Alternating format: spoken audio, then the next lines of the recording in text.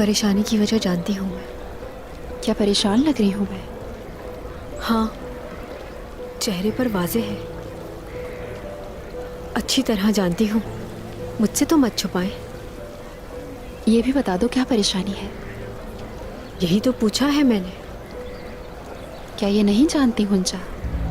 तुम्हें तो सब पता है। वजह मालूम है बाला, मलहून खातून। और कौन? उन्होंने ऐसा क्यों किया?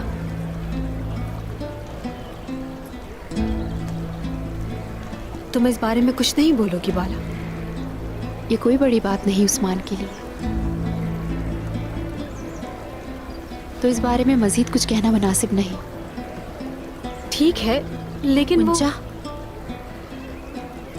बात खत्म।